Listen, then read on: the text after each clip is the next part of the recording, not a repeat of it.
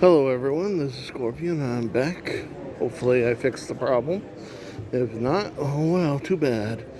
We're going to look around and have ourselves a good time. Alright. What time is it? Fight like a nerd? Oh, that's nice. Dragon Award ceremony. Cool.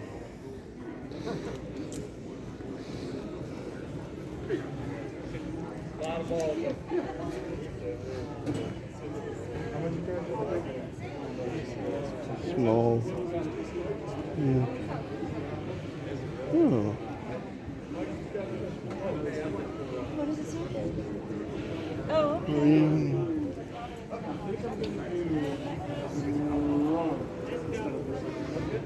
okay. Is there any room? There is room. Okay. Do you mind? You have to have a few more of those sticker thingies before you can get Thank you.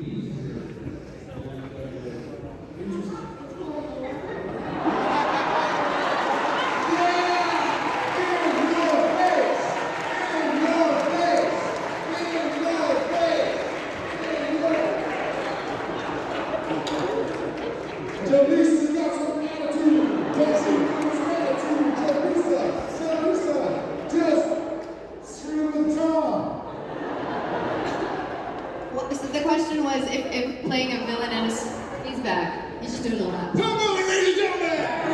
Most exercise he's done all weekend. Sure. Since you got to guest star on Supergirl and play the villain, and you've done Supergirl, which one would you choose if you guest starred on the new Superman and Lois, since it's a new universe and all? Gosh, a villain. Yeah, I do. It really likes being bad. Yes. But a superhero would be great too. Next question. Thank you.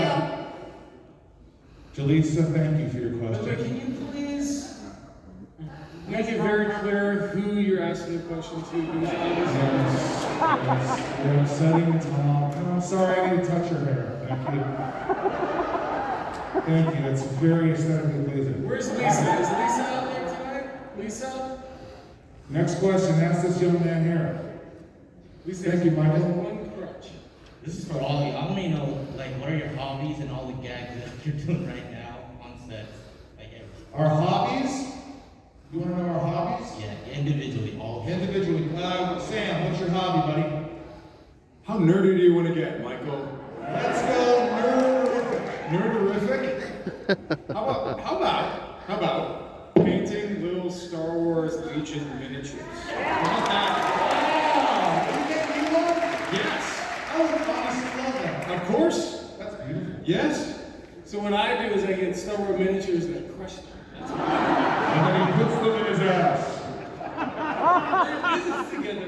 Perfect. Yeah, it's a symbiotic. Painting. I do acrylic pours. Wars? Pores. Like a cup pour. Oh. That's like a stress reliever. I started that during quarantine. Shut up. That's nice. And writing. Yeah, and directing. You also build homes very well. And I'm currently building She's a a home. builder. She's a very creative person. Tom, what's your hobby? Thanks. I just told you I killed He what kills you made. action Yes. figures. It's my dreams. My hobby would be my family, I guess, but that's not a hobby, that's what I love. Oh, he said love. He loves That's not a hobby. A hobby is something like you do outside of everything else you do. And I guess my hobby is conventions. Yeah! I would say for me, playing guitar, playing music, I have a passion for music. I have a passion for music. My album out is called Sunspin. I love music. Thank you guys for listening. What else? I mean, Farts. I like to do a little stand-up comedy here and there. Excuse me? That was fun. What's your favorite thing? What's your favorite thing you do in stand-up? Like if you could do one thing right now, what would it be?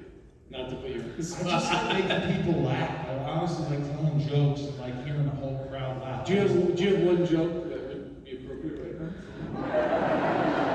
I mean, not to put you in the spot. I a joke that I wouldn't tell on stage, because you don't really tell jokes on stage, you don't tell like the punchline. How would you make this collection of people laugh?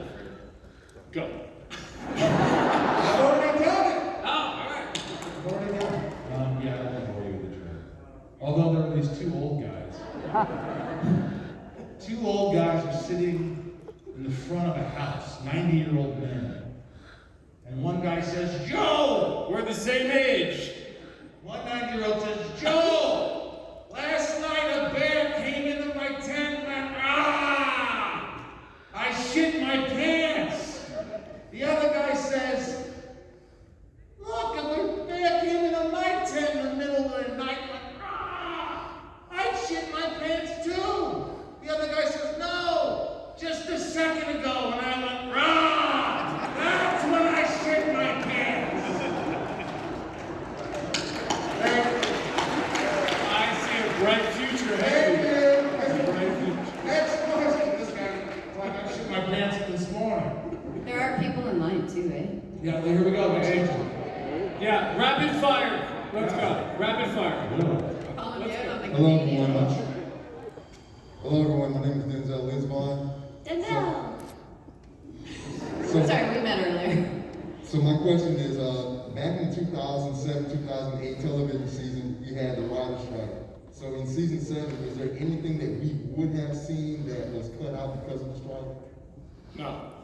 What you did see, it's a very good question.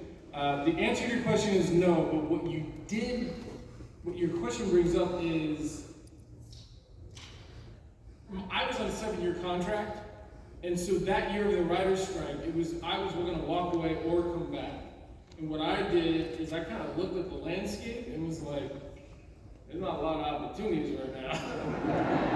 And I love this show and I love these people, so let's keep going. So because of the writer's strike, because I'm trying to speak to your question, I signed back on for a number of more years.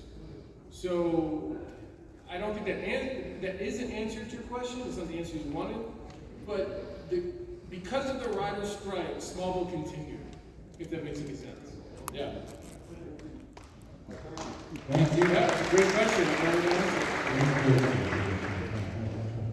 answered. Hello, hi, I'm Adam. This was the news for Tom. Do you like the Ring of Zero song, Save Me? I think it's one of the best songs that could possibly, like, if I hear it right now, I get happy. And are you gonna play it? So there's 3 theme songs that I think are the best ever. And I might be biased. Smallville is one of them. I'm not putting these in order. Smallville's one of them. Miami Vice. Are you fucking kidding me? Like, you hear that fucking song? Magnum P.I. And then coming up shortly after that, believe it or not, is Dallas. What about Night Some Rider? of you know the old Dallas. That's a great theme song.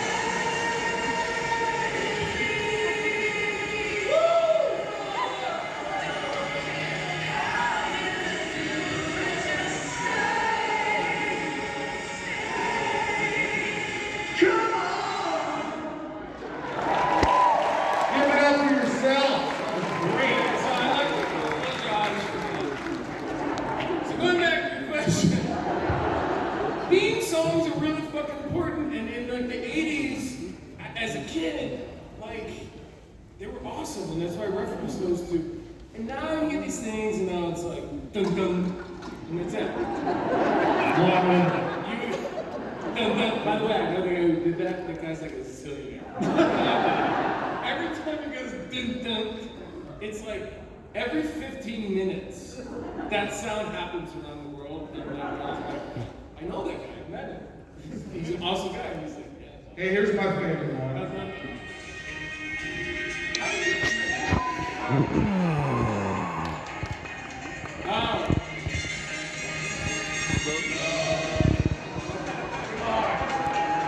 Exciting and come aboard. Everybody, next question. Next question, please. Next question. Rosenbaum, you're a musician, right? I'm a musician, so I'm going to do an 80s theme, and I need you to do the lead. I'm going to do the background, you do the lead, all right? You're going to find out. I need you to do the lead, all right? You ready? All right, you ready?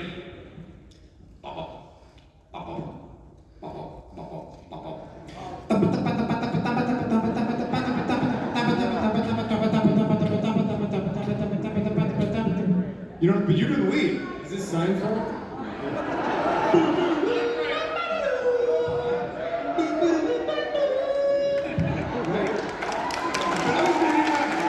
Oh, Knight Rider. Do you guys know what Sam has like an encyclopedic? Yes.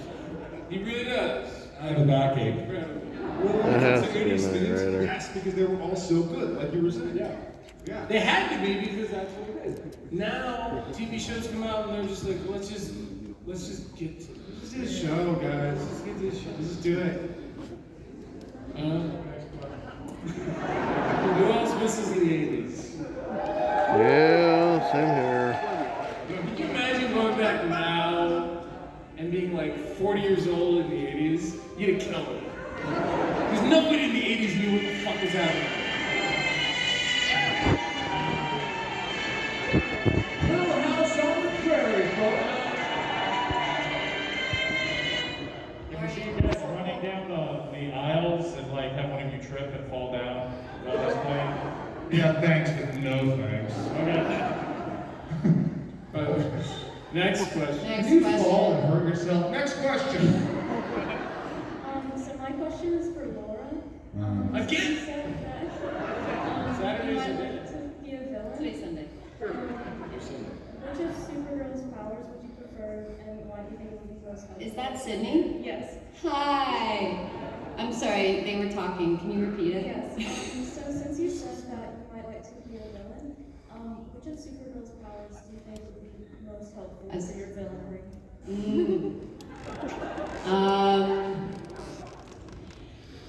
For a villain, probably speed, right? Or would it be flying?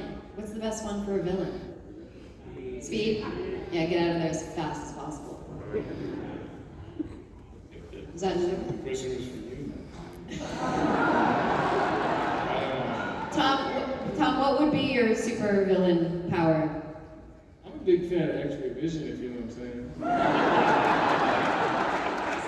Sydney's 15. Oh, super speed.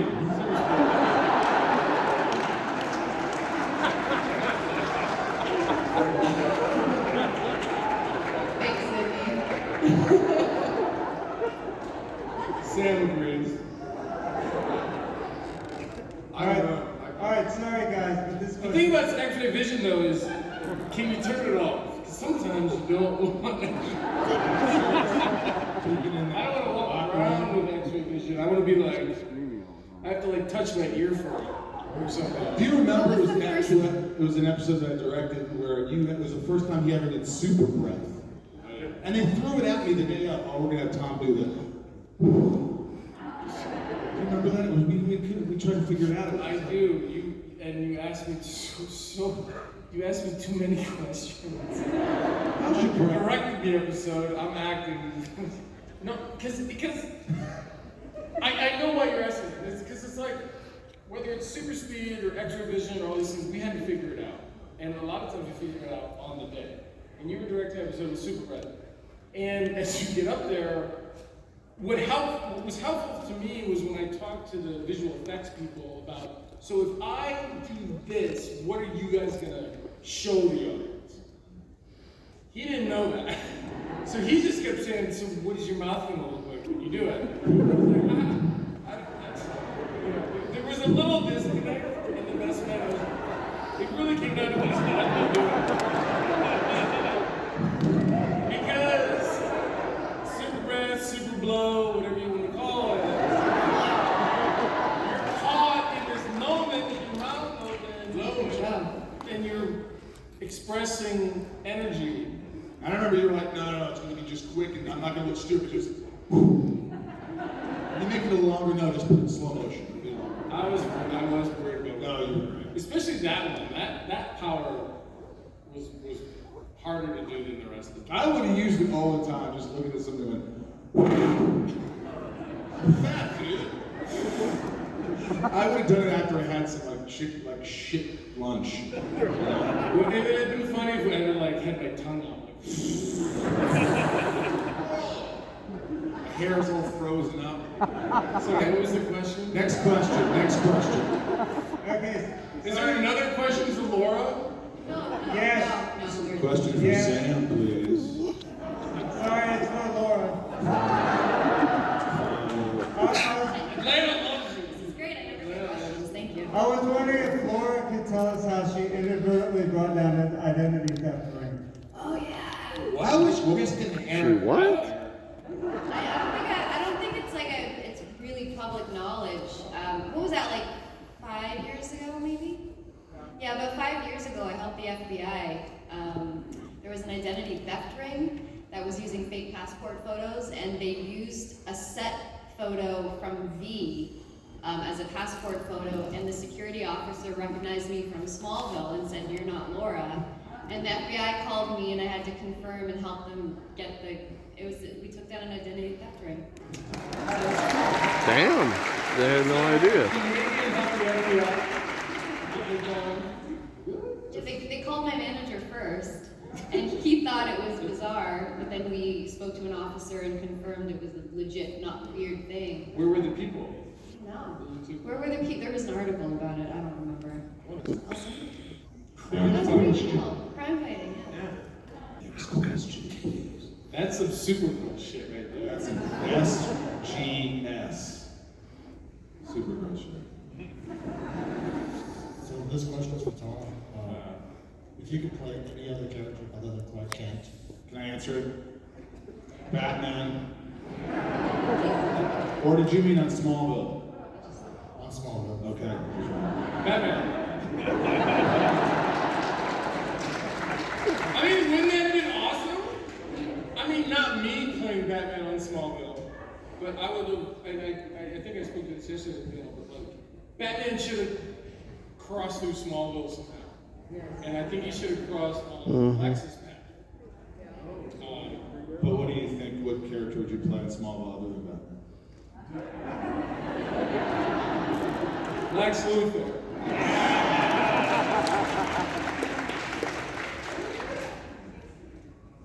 She did it. Look, it's actually.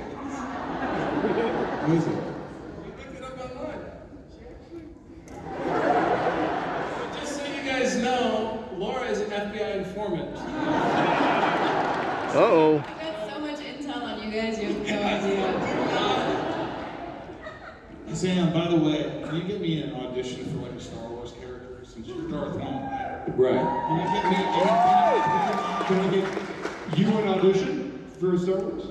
what? Can I get you an audition? An audition for a voiceover, anything. Yeah, I could. I'm not going to though. Okay. I really want to have a voice in Star Wars. Gosh, great. I never even get asked to. Never even auditioned. I'm sure you could get everyone here to start a petition for you. Yeah. Not that you need it, you could probably That make one guy right there, So yeah, I'll help you on that. To actually answer your question, go for it, because there's so many projects out there right now. There's never been more opportunity to try to get in there. We hear everything you're saying. We hear what JP's saying. JP, we can hear you. Hi, JP. You should hang out the United States on it. So his agent is helping his wife with a screw gun somehow.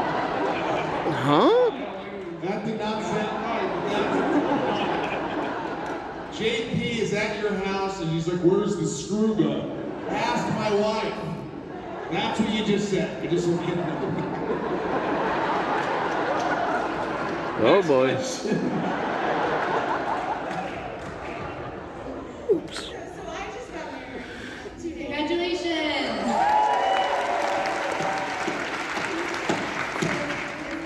About love and couples, of course, and I'm wondering, for all of you, although my name is Laura, so she can start. What's your favorite couple from Smallville? Clark and Lex for me. It is. I mean, I just remember going to work and knowing that I was going to work with him, and I just felt better.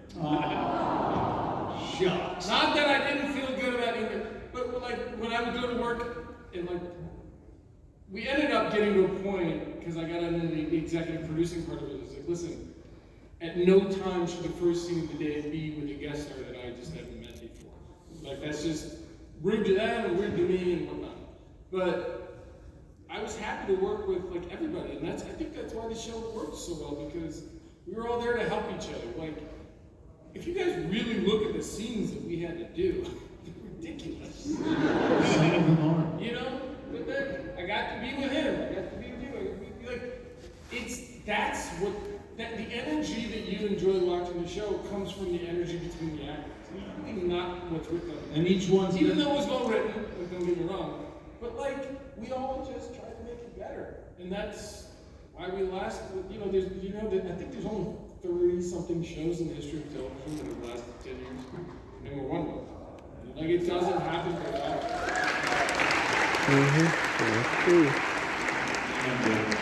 Sam, what about you? I rather liked Oliver Queen and Mercy. I like that sort of relationship thing that they had going on. Yeah. I like Thomas. I love the dynamic with me and my father, Glover, Lionel Luthor. That was always fun because you never know what was going to happen. It was always kind of the dark side of Smallville. So that was cool. Next question. My question is for Sam and Michael. What's it like being known for playing villains versus with Tom and Laura? They're more known for playing heroes. How is that different for you, being known for villains and not heroes? Are you known?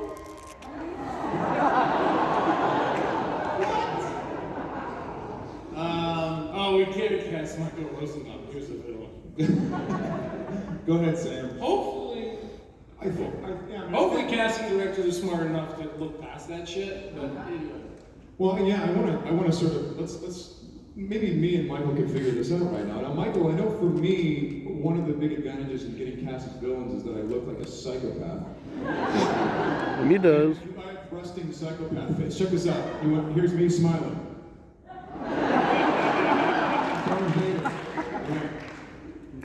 Like, see this? They're like, his subtext is he's thinking about killing everyone in the room. That's using. But yeah, no. Here's the thing, before I got Smallville, I was in Sorority Boys, and I was in like all these goofy movies, and even after, I did a show called Impastor, and I did I never played a villain. Smallville's the only thing I played a villain on for the most part. And Lex wasn't a villain. He wasn't a villain, guys. And he was a tortured soul who his best friend lied to him constantly, and as well as heartache and pain, and eventually he just said, no, I don't trust anyone, I'm tired of it, no one is nice to me, and I'm going to kill. Michael, I also think some of the most brilliant actors are ones that do comedy. You're a great actor, so you can play the villain easily. You know what I mean? Comedy's the toughest thing to do, and you do that well. It's true. You really said. You know what? I feel like she's right in the sense that playing a villain really, look, it was challenging, but for some reason, comedy, you're always having to take after take, try to make it the funniest. When you're doing a drama, you just read the lines and you become that character, and you don't keep doing take after take of the, we need a better line. Comedy's always trying to be as funny as possible. And there's something easy about, being a villain or just regular acting, like drama, than comedy. Yeah, not it's that less easy, work, I but think. yeah, you're used to really putting the grind in for comedy and perfected that. So the villain part is not easy, but it's, yeah. Yeah. Next question. Great question. Good question. Yes, this is Adam again. This question is again for Tom. Can you talk about your experience on Lucifer? Hey, brother. You loved it. Joking. Sorry. No, Lucifer is great because what I try to do is everything different than what Clark would have done. And in fact, I thought about Lex and Michael a lot because I played a character who was actually 3 characters, who is not only 3 steps ahead, but like a century ahead of everything that was going to happen. So it was a lot of fun. And what I'm trying to do, I've talked to the head of Warner Brothers and the creators of Lucifer, and I'm trying to make a show about Cain, that I would be Cain, and figure out different time periods that he would see him in, because he's been around forever. But I guess to answer your question, I try to do everything opposite of what Clark would do. That's what I did. Yeah. Good question, thank you. Alright. My question is for Tom. I read an article a while back saying the reason you never wore the Superman uniform was because you were afraid to get typecast. I thought it was because he had too much junk. No, that's not true. The reason I didn't wear the suit is because in my original contract I said that I wouldn't. And the reason behind that was because I wanted to play a character I wanted to keep that character in the pilot alive. I wanted to play a character that was a kid in high school who had these abilities, who never knew where he was going to go or what he was going to do with them. And I knew somehow in my ignorance that really quick they just put the suit on me and I'd run around like Arrow or Flash and just save people. And I wasn't interested in that. And it was very helpful. And I will tell you that it was like halfway through season 2, there was a script that they were like, and Clark puts on the suit. And I was like, hey, you guys know that this isn't, and they're like, yeah, I'm like, no, literally, like, in a legal sense, I'm not wearing it. And I think it helped us get 10 years. And that's why what you see at the end of the series, that moment, we could have done that season 2 and the show would have been over. You see what I'm saying? So like, that's why we didn't do the suit. I agree. In Smallville, the show about a kid in high school. It was about it's the story before he becomes Superman, and the story before I become Lex Luthor the villain. So it just made a lot of sense, and people wanted to see it at certain times. But I'm glad it was consistent. It was hard. It was hard, you guys. Like they really wanted to just jump the shark real quick. I think we lasted 10 years because of that. I mean, were they angry at you? Yeah. Because it's interesting, because I completely agree with you. You did them the biggest favor on the planet by refusing. And they knew from day one. Like it's not like I surprised them. I mean, going along with what you're saying, like they knew this, but they kept trying. You know, it's like when you're dating someone, they keep trying to get you to do something you don't want to do. And you're like, I told you I'm not into that. Or whatever that means. Do you want to talk about that? No, I'm just saying. Sorry, I don't even know where they came from. I told you. Your action figures? I'm sorry, I don't do that.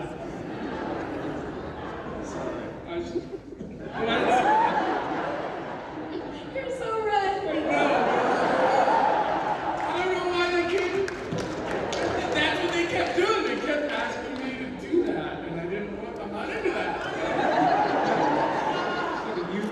But to do the thing at the end with the suit is your idea, yes? Yes, I actually. So the series finale was very different when it on the script than when I read it. And I'm not trying to be like I didn't get anything out of it. I didn't agree with it. And for me, I was a big fan of 24. You guys ever seen 24? Yeah. So the end of that series is Jack Bauer. Look, there's like a satellite image of him, and the idea of him leaving was he's going, but we can't go with him, right? And I was a big fan of 24. I would come home from Smallville and watch 24. Like that was my thing. And that's what they did. And I was like, that's what we need. We need to see this character about to go somewhere. That we can't go with him, but we know he's out there. And he's in our hearts. And like, that's I mean, I wrote the ending, and I called Peter Roth about it, because they wanted me to like get out of the suit, fly out to a plane, and like spend an hour saving people. And I was like, you guys remember my contract? And so like this thing, that's why it's that way, because Smallville was about a kid in high school who needed to go forward, and we've all had that moment, hopefully, in our lives, in different stages, and I don't know, I'm really proud of it. I think it was a good ending.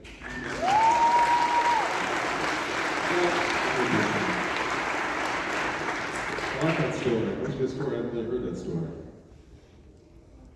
Good story. Good talk. Yeah, I don't think I've ever really explained it that way, but that happened there. I dig it. Next question.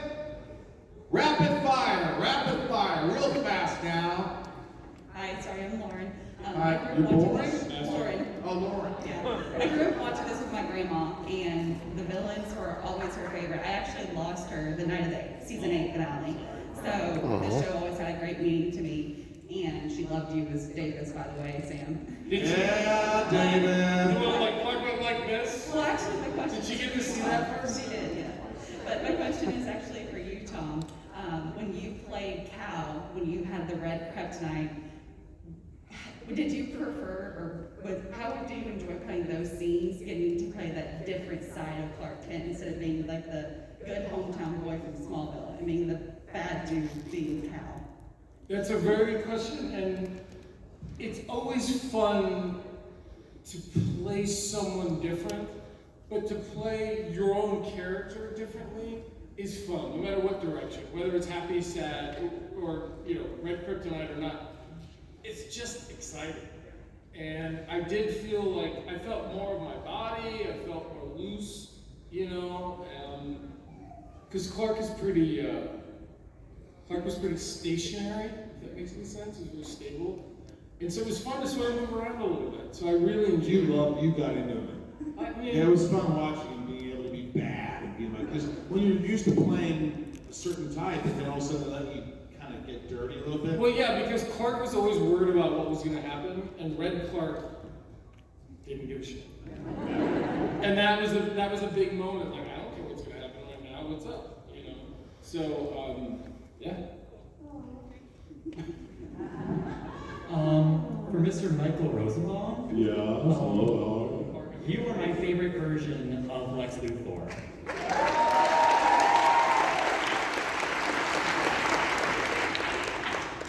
My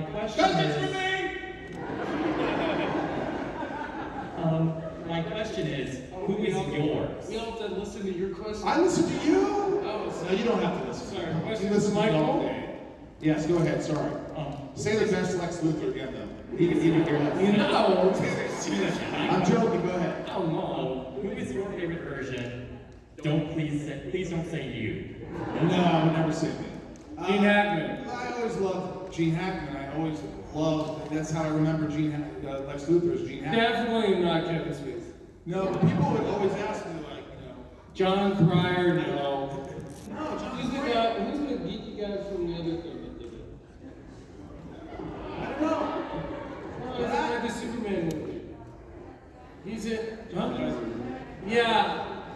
I think he was directed incorrectly in that role. I have no comment on any of these things other than I will answer all Michael's questions. I love Gene Hackman.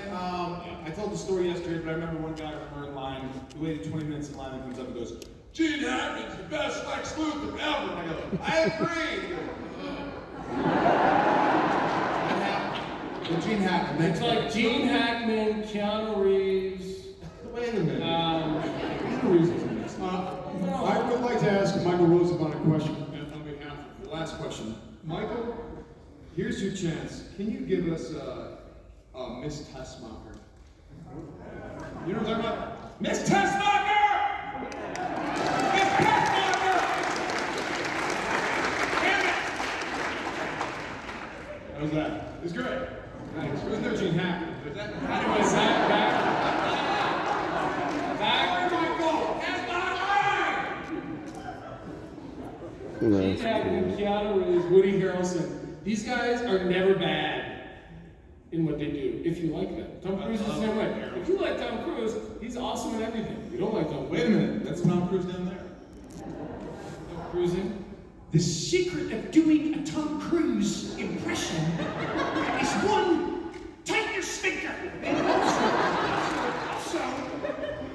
do a Rod Serling thing. Submit it for your approval.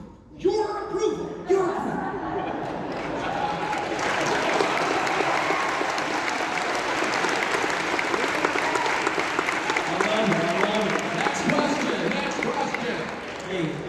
So my question is for Sam. I'm a huge fan of voice acting. All of you have done great jobs in between, Flash or Mary Jane or in this case Darth Maul.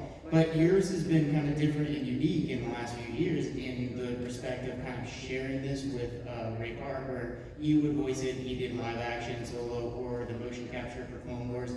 Can you talk a little bit about what that's like, sharing a character with another actor at the same time? Well, okay, when it comes to any of these characters, be it in the Superman universe or the Star Wars universe, the way that I look at it is, it's not my character. It's my character, sure, but think about Darth Vader. How many people played that character? James Earl Jones, David Prowse, Matt Lanter, Jake Lloyd, Hayden Christensen, I'm missing actually a few. What's that? Sebastian Shaw. I could go on and on, and all of those people came together to create a character, right? So the way I always looked at it was the most important thing was George Lucas and what he wanted, and I got to fulfill this part of the character, right? Which was really fun, really, really fun. So yeah, it's when it comes to these mythologies, like take Smallville. These are important mythological touchstones to our society, and they are great teaching tools for young people. It's a good one. It's filming, so I have. And you can see that we all take it very seriously.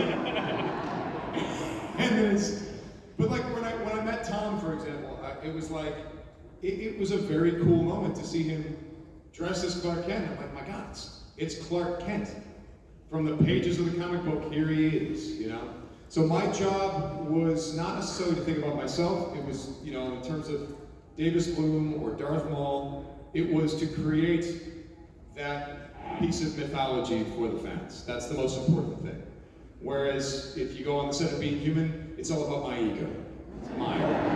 Which that's not even true because that was a reimagining of a British series. So even that, I don't know. I find that the less you make these things about yourself, the more you make it about the storytelling, the better they turn out. So.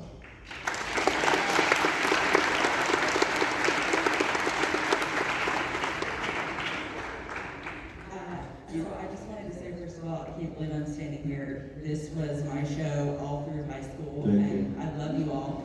And yes, Michael, you were also my one and only Lex Luthor. So I just had to say, you're amazing. He's single. He's very single. Couldn't be more single as far as I know. Is that true? You really couldn't be more single. You feel good. Happens all the time. Happens all the time. I'm married, but thanks. We're gonna backstage. God bless you and your husband. I'm just saying he's single. I didn't say he was single. I think she had a question for you. But yeah, my question is for you, Tom. So following people like Dean Cain as Superman and Christopher Reeve, of course, had to be difficult. So how did you decide to put your own spin on being Clark Kent? That's a good question. There's no easy way to say this. They were really not a consideration for me.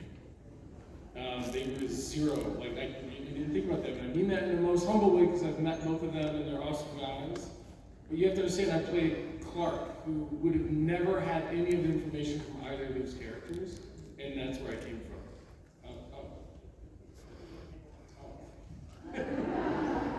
But to answer your question, like Smallville was all about this guy. We all knew where he was going to go. the story was how he was going to get there. And it took us 10 years to tell that story. And after 10 years, literally it was like, we're out of stories. Like, we were done.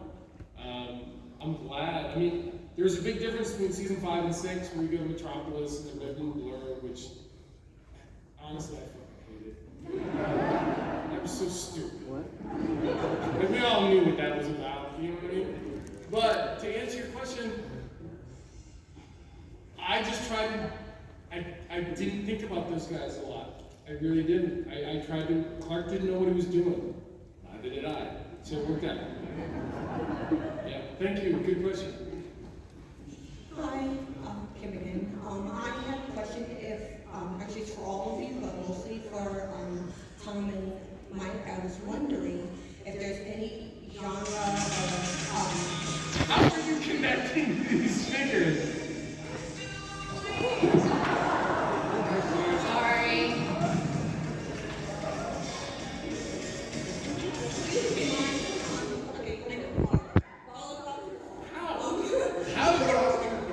No, I have a question. How did you get the access to the speaker? So anyone can... Oh boy. Oh! I really thought you were like... Everybody stand up, one more time, come on! Stand up, everybody, stand up, here we come, it's coming!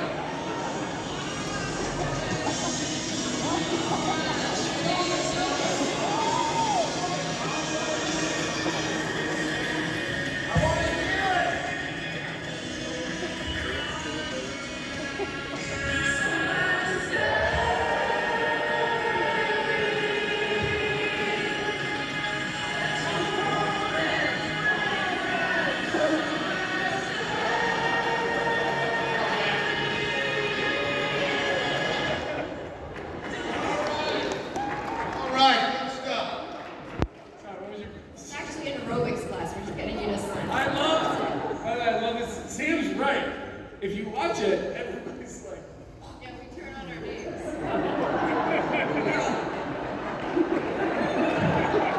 I'm sorry, man. What was your question?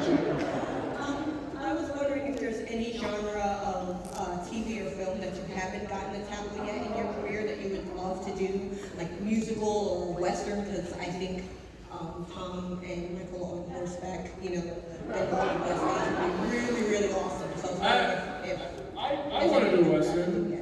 Like I do. That's not a secret. I want to do Western. I do. So, what do you think, man? I You do want Western? to do a Western. That's one of the things on my bucket list. I can see you coming, like, sitting side saddle, coming in on a horse. Yeah. And I'll be mistreating you, and then you just shoot him in the head. Yeah. Yeah, let's write it. I love playing Western, man. I love to do that. You be like the banker. No, man, I'd run some chops on me. I'd have some messed up teeth. And I would say, "What you looking at, boy? Born to do Western." Right? Sam, you gonna do Western? You'd be evil. No. Have you seen his smile? It's so given. Might as well see my wonderful smile. When you smile, it's so... Man, you must use... Oh my About the God. smile, and just so you guys can go and teach us to your friends. Keep the eyes dead. Smile with your eyes. So, later today when you're your finalists, remember this. Oh, come on. Smile with your eyes. Not your mouth. What's wrong? Is this not how you humans express joy? Boy, he killed it. He's the German guy. He's the German guy who shows up to town. He's like the German gunfighter. Yes, unfortunately for you today, Westerners, you're dead. I'm gonna take you down. Bang, bang, Mr. Western guy. Bang, bang, you're I think we can write this. This sounds a little bit out there. Does anybody ever know Nazis in the Wild West. Oh, In the geez. Wild West. Hello, Mr. Cowboy. You cannot play with the six shooter. Sorry. This town is not big enough for the both of us! And I will be your Huckleberry! Somebody has to ask for my papers. Right? The Nazis are the papers, right? Draw your papers! Where are you from? Oh, Mississippi. Bullshit! What would we call this? What would the name of this Western be? This should be Nazis in Mississippi. Mississippi? Obviously, yeah. Mississippi? Oh, God.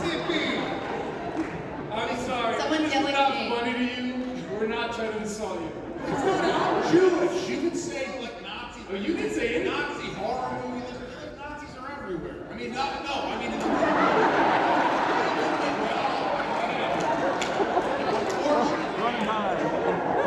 Next question! Why do our panels always take a weird turn? Yeah, no, we did it. The Nazi thing, we did it. Yeah. like, you know, like a Glorious Bastard meets a Western, that kind Still of. going. Go to hell if you don't like what I say. This is just me spitballing. Everywhere. Sprechen Sie etwas Deutsch, können Sie lesen und schreiben oder sind Sie einbauen? Junge mit nur einem Haken. By the way, next weekend we'll be in Munich. Okay, next question. I think we even made the camera. Alright, so in all iterations of the Superman universe, there's always been previous iterations that have guest starred, i.e., Margot Kidder or whatever. Did the current productions reach out to you guys to guest star, or did you guys reach out to them? And then what was your favorite previous iteration that you got to work with? I don't guest star. They reached out to me a couple times. It just didn't seem right until we did the multiverse thing. And honestly, when I read what they sent me, I was like, God damn it, this is awesome. Like I literally took 2 days and tried to find a way not to do it, but I couldn't because it was such a good idea. Those guys are really smart. But yeah, they've asked me to be on every other version of the show, and it just didn't feel right. But that one did.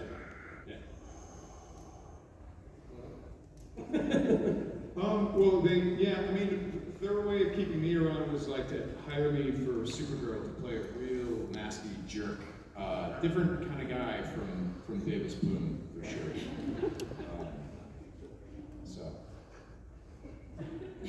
Yeah, no, we're still there, I know. What's that? I'm still in it. Okay. We're finished. Come on, guys. Mature.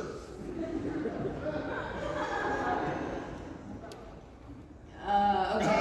Next question. This will actually be the last one. Last question. Oh, come on, let's do two more. Okay, we'll do two more. Two more. I'll do whatever Tom tells me to. I think it's Michael you have to listen to. Hi, my name is Rochelle. This question is for Michael. Michael, I love how you just like to be yourself, and you obviously are comfortable in your skin. So did working on Smallville help you become who you are? I think everything you do helps you become who you are. I think life helps you become who you are. Hopefully you take the right path and you meet good people and you surround yourself with good people. It was an amazing time in my life to play that character, and I learned a great deal from it. I built some great relationships, and but I think it helped. It's part of my life, so it helped me become who I am today. But like doing the podcast really to me helps me open up with guests, and they've been on it. Michael's been a big proponent, and I enjoy this about therapy.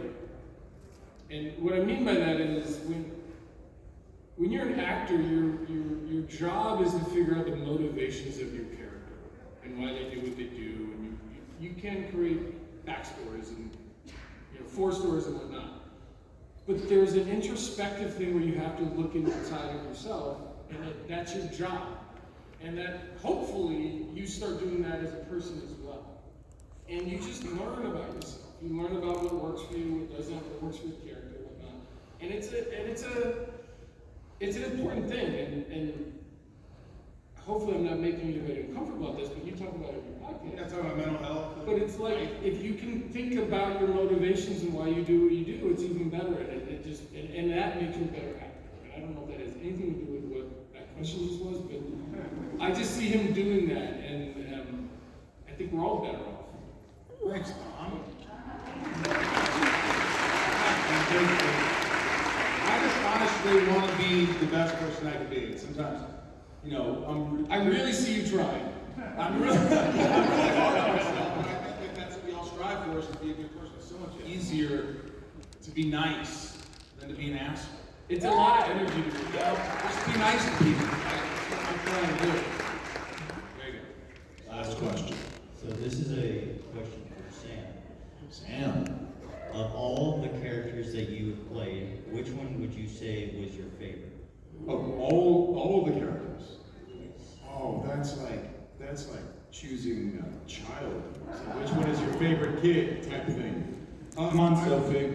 I will tell you that. Which one would you love to do tomorrow? Maybe, is that it? Well, okay, I love it for different reasons. I love the opportunity in being human to play a very serious character and have it be funny to the audience. You know, have the audience be laughing. I don't think it's funny, you know. That was really fun. But to keep it relevant to this, what we're talking about here, you know, you say the typecasting thing, or, you know, get cast as villains and stuff like that. The wonderful byproduct of any kind of typecasting is you get cast. That's and I have to, you know something I've never done in all the times that I've met Michael Rosenbaum, who's an actor. I've never actually thanked him, because his portrayal of Lex. Don't do it now. Okay, please do it. Darth Maul was. I never actually thanked him because his portrayal, what he did in Smallville, was hugely. It caused me to really take the role, because I saw what someone could do in that type of role, and him being so great in that role. I was like, yeah, this would be an interesting challenge. And then, of course, I was like, and I'm not going to do this. This is going to be, now I'm going to be compared against him, so that sucks.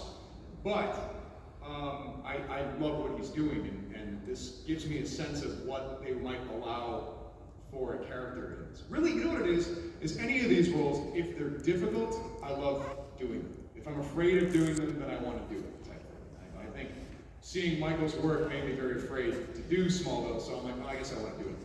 Does that make sense? Wow. You are quite terrified. Thank you. And you know what's funny is, we gotta go, but I'm terrified of everything I do. Every role I'm terrified. Playing Lex, I was terrified. Because all these people are expecting, Gene Hackman's the best in this, what do I do? And all I said to myself is, don't watch all the other shit. Just be grounded, say the lines like a real person, and be true to the character. And lean into it. Lean into it, and excited. And it was, dude, I was terrified. I thought I was gonna get fired for the first season. I was trying. I know. I'm trying. And you guys have been fantastic. Give it up.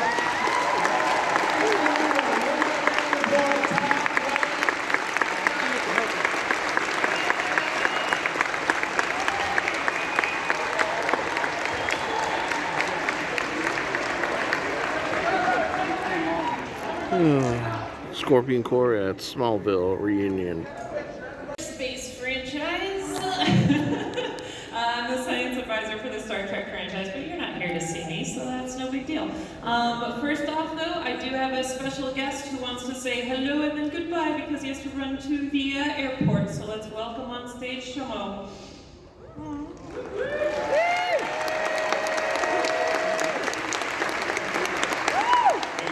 I literally have to run to the plane, but I just wanted to thank everyone. You guys' support is amazing. It's so fantastic seeing a full crowd every time, and just all the passionate and the wonderful things that people have shared when they've come up to the tables and meeting us. We love you guys. I love you so much. What a great weekend. I'll see you next time.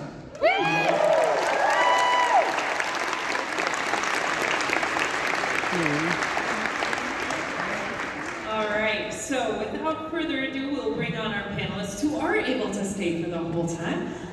First up, we have Jamie Bammer. Welcome to the stage.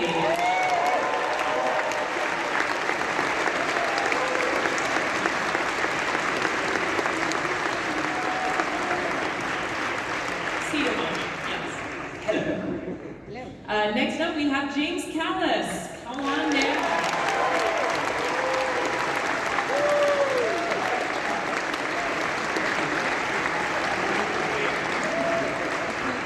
Please don't stand up. And the Admiral himself, Edward James Olmos.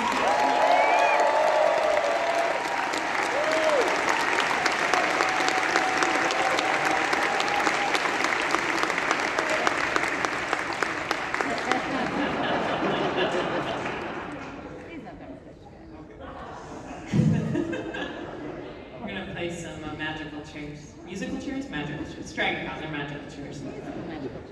All right, next up, Michael Trucco, welcome.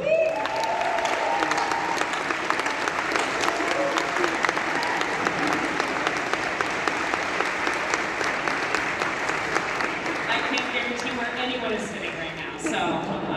And last but certainly not least, Trisha Helfer, welcome to the stage.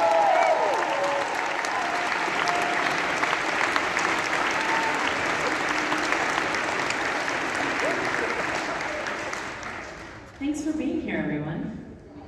It's been a year, been a couple of years. It's nice to be here. Yeah. It's so nice, so special. We're excited. Good. I'm excited too. We're going to be doing mostly Q&A today. I believe we have someone with a microphone who is standing up right in the center. So if people do have questions, if they want to make their way to the center, and this lovely volunteer will have the microphone, so you can line up there. But I can kick things off as we go. I know we do a lot of these panels, we do a lot of Q&As, and the world has changed since the last time we've been here, and time has ceased to have meaning, whatever that may be. But what I love is the legacy of Battlestar Galactica, and it obviously still has so many fans, and science fiction itself has got us through good times and bad. Battlestar Galactica is one of those that puts a harsh mirror on reality and humanity sometimes. Mm-hmm. And I wonder, and we can just kind of go down, anyone who wants to take the question, but have you found yourself reflecting on Battlestar Galactica's message about humanity in the last couple years at all? Has it taken you back to that? Yeah, I think we have. I think everyone understands that though this was made almost 20 years ago, when it was conceived and put on the air, that we were definitely talking about humanity in a way that it reflects itself like a mirror on what is happening today, especially with the incredible inability for us to understand that there's only one race, and that's the human race.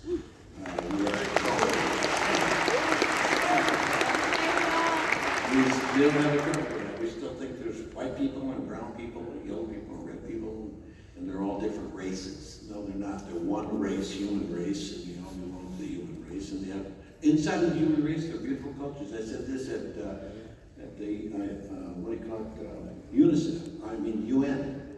How many of you saw the UN situation when we went on there? Battlestar went to the UN. You could Oh, really? Google. I did. You do. Mary and I and Whoopi Goldberg moderated it, and David Icke and Ron Moore, we all were there, and they asked us the similar question as to, the profound effects of this program. And I said, I think that the one key and issue is that we really have to realize that situation. Everybody is sitting in here, whether you be black, white, brown, yellow, red, Christian, or Catholic, or Jew. I don't care what differences we are different. We all have different thumbprints.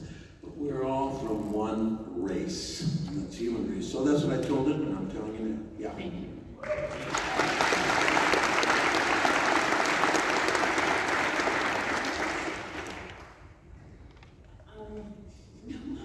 Can't really top that. All right. No, His answer's no.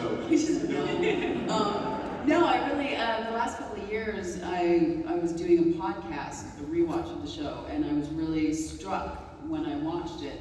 I hadn't seen it since it had aired, of how I went into it thinking, oh, this is going to seem dated, look dated, seem dated, and it wasn't. It actually looked like we had just filmed it, aside from I look a little older, but story-wise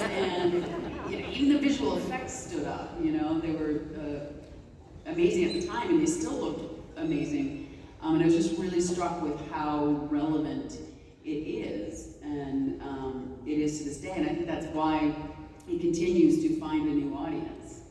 I don't know how many people I've talked to this weekend that were new viewers. Of course, many that have watched it a gazillion times, but I see a hand there of people that have watched it for the first time. And I think it's the type of show that is going to keep living on because of that, because of the relevance. Yeah, it's amazing. Science fiction has a great impact in that respect. All right, do we have any questions? Any takers? Do I see a line? Is there a line? All right, party on. It's all right. We got a few coming.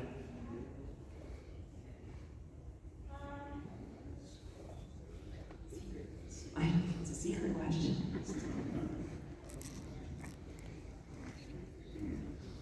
My question is for Mr. Olmos.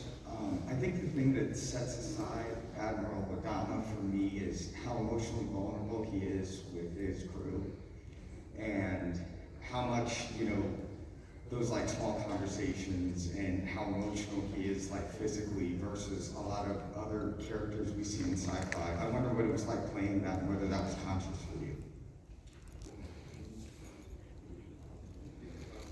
Can you just repeat the middle?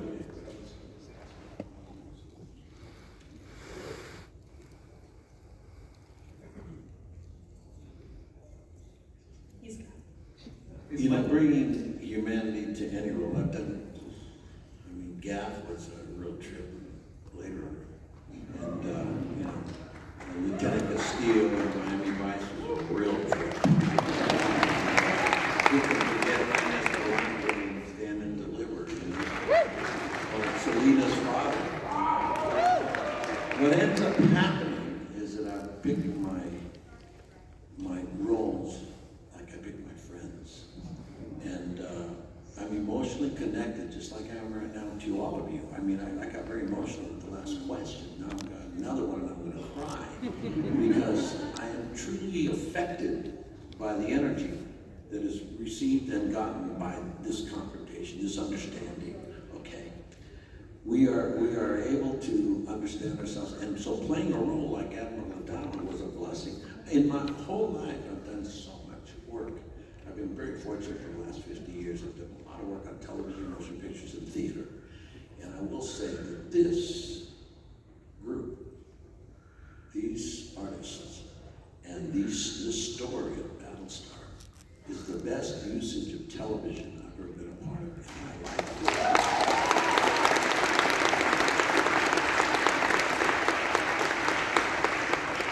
And I'm not saying that, West Wing did that, or any of the other films, NYPD Blue, or all the different great shows that have been part of, and great casts were not unbelievably rewarding and fulfilling. That's not what I'm saying.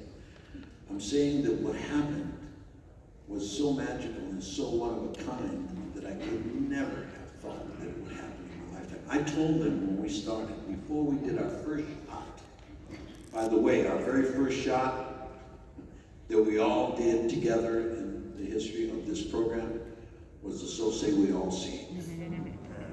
That was the first time we all worked together. Before that, in the morning when they started the day, that was the very first day we shot. The first day they had 6 in Baltar together in bed. They were doing love scenes. And they're trying to understand each other. Yeah, but Eddie, you know why they shot that first? Well, because if they didn't like it, they'd have fired us. We were Isn't that cast right? last. We were the last to be cast. And then we were shot first We were on the that first day. to We're shoot. like, listen, And sexy. if this is right, then it's right. If it's not, it's early airlock. I think that was known as the So Say Me All. I just don't understand why they got to go out by themselves to rehearse. Can you talk to me about the rehearsal process that you went on, Tricia? We actually did on that one. Remember? I took you downstairs. Never forget. No, we had just met.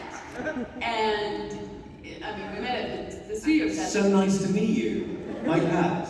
But it was one of those things that outfit too, and you had to practice how to get it off. Oh yeah, that old one. I'm sorry, I'm going to need another tape. And then Michael Reimer, I was very shy. I think I was quite shy. It was my first, series, brand new actor, and Michael Reimer, I was fairly shy. And Michael Reimer, I think, thought I was going to be timid, and he said to me, he was like trying to not be, Michael Reimer just says it like it is, but he was trying to be, well, I think this needs to be, kind of have to, it has to be kind of like, I kind of have to, and I go, attack him? And he goes, yeah.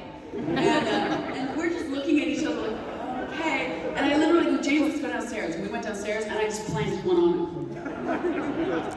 It's like, now we got that out of the way, so we can go upstairs and do it in front of everybody.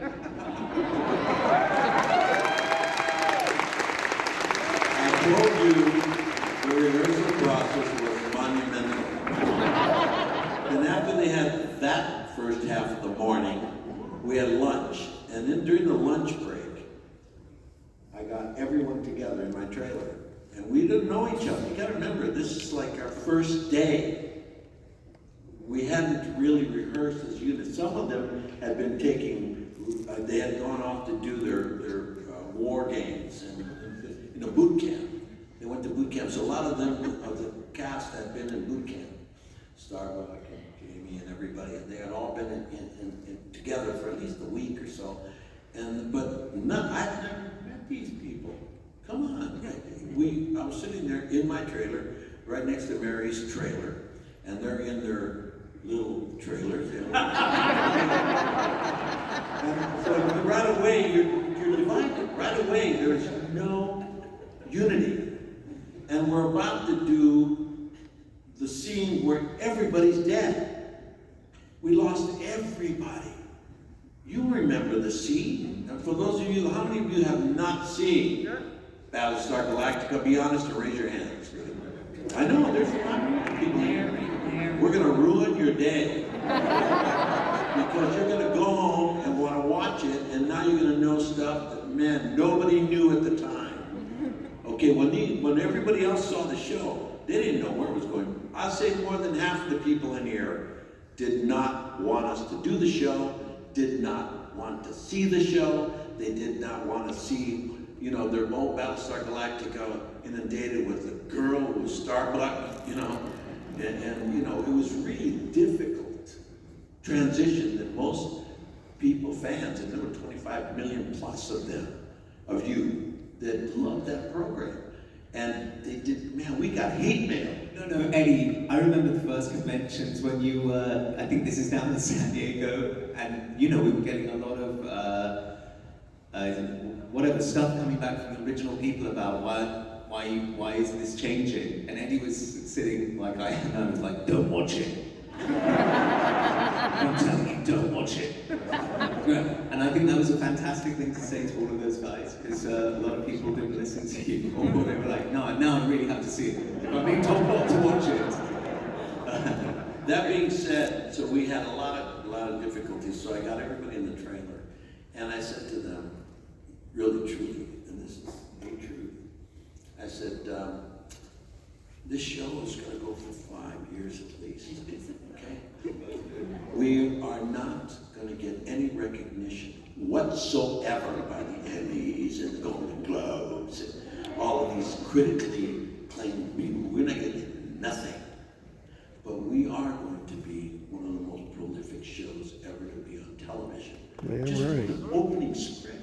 Just Damn from the very right. first script that Ron Moore wrote, the miniseries of 4 hours. I said, this is monumental. I wouldn't have done it. Are you kidding? I was off of Star Trek. And I turned it down. Okay? Why? No, I'm not that. I was stupid. We don't have to get to that. That's kind of stupid. I love that. I would have been on television for 12 years. After Kirk died, they wanted somebody else, and they go, hey, we're getting on with that. And they, I'm sorry, I did Blade Runner. I've done sci-fi. And that's where my head was. I'm not kidding you. I was doing other stuff. I was doing, Selena and all this stuff. And I had work to do. I didn't have, Okay, I love your commerciality, I love your idea, you know, Battlestar Galactica, the whole thing is great, all right. But no, man. And then I read the script, and I said, what an idiot you are. This is unbelievable writing, and unbelievable understanding of character. And the story itself was just unbelievable. These pictures should match. The understanding of what humanity had to do. That there was just a few of us left out of billions of people on the planet. We were done. We had been exterminated by our own technology. Hello? Yeah. 2021, we're really close, guys. Yeah. And it's just around the corner. So with that in mind, I got them into the room and I told them that. And then I said, you know, we're not going to get any recognition. I said, but listen, pace yourself. Because over the next 5 years, we're going to start off at a very high level. But guess what? We got to get to the end. And the end is your fastest mile.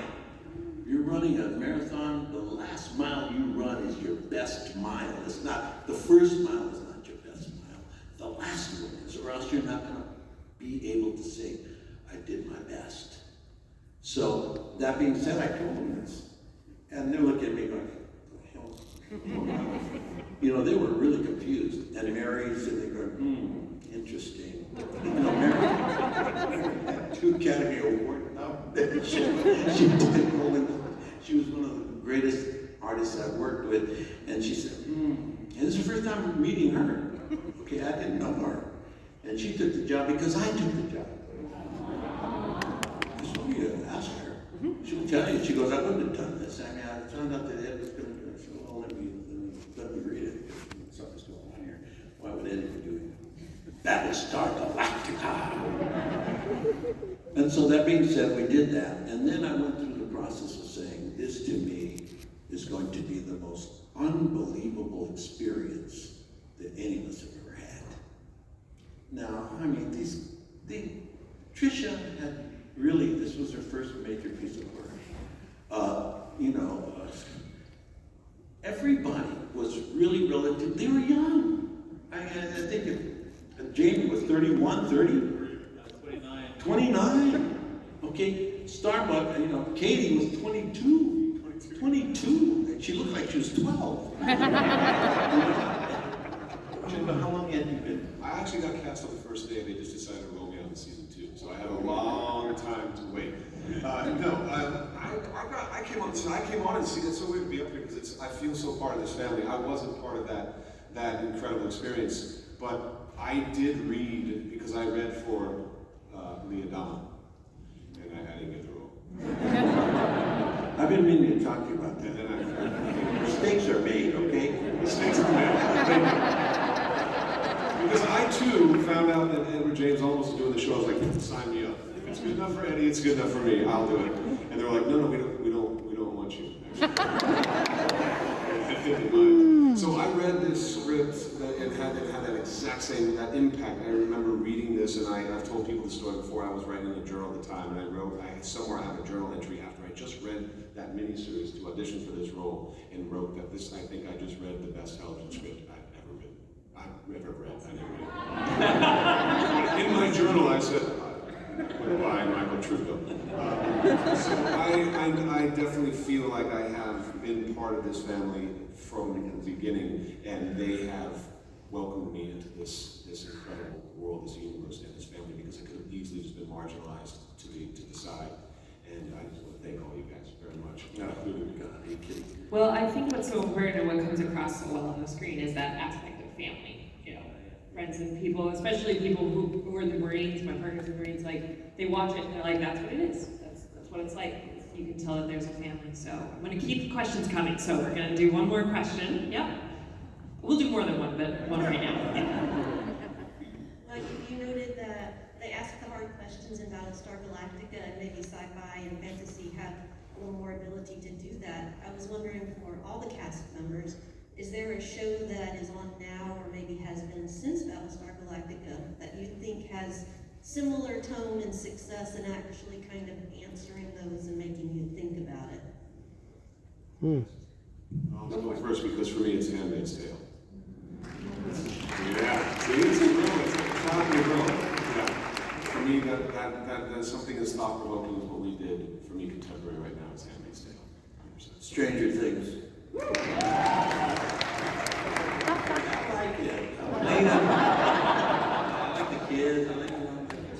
I think that, although it's not on now, and this was made several years ago, Battlestar is slightly, for me, slightly reminiscent of Casualties of War. Remember the film with Michael J. Fox? They're out in Vietnam. That was kind of eviscerating. There was a central message to that because these guys they kind of go AWOL, they go postal. They start killing people they don't need to kill. And there's a great conversation where one of them's like, look, you think it's the end of the world, so you can do what you want. But because it isn't the end of the world, I'm actually asking you to think twice. And that seems very, what's the word, like very much part of our show. And it goes back to what Eddie was saying in the So Say It All speech, like, we're here, but do we deserve it? We've got to deserve it, right? So those things are, sorry, pretty heavy, but that's what it, essentially in drastic times, this is the thing. In kind of apocalyptic times we kind of find ourselves in. There's this idea, well listen, it's the end of the world, I'm just going to do what I'm going to do. And there are these things that we think that we can, I don't need to have as much feeling about somebody else, because it's the end of the world, right? And I'm just going to carry on doing what I'm doing. I'm like, well, because it is the end, or whatever, that's why you need to pause, think about other people. Am I making sense? Yeah. You're making sense, but the question was, in contemporary right now, is there anything on contemporary right now? I would say no, wasn't it? It was like any other thing, right? Never mind. Moving swiftly. We have another question? Hi, my question is for Mr. Bamber, starting about Lee's evolution as a character, because you know it starts from him going like, I hate my dad, through his like sort of semi-suicidal spacewalk that he does, and then towards his spoiler, he's becoming president at the end. So like, how did you run a thread through that so that you made him like a whole person? Well, the honest answer is, in hindsight, maybe he's a whole person, but you're just constantly trying to find parts. And the problem with Lee was, and I felt this acutely from him, I was dealt a rum hand in some regards, in that I was playing the female character to Starbuck's masculine character. And that really is the crux of the innovation that Ron gave me. So I'm the romantic. I'm the dreamer, the lover, who's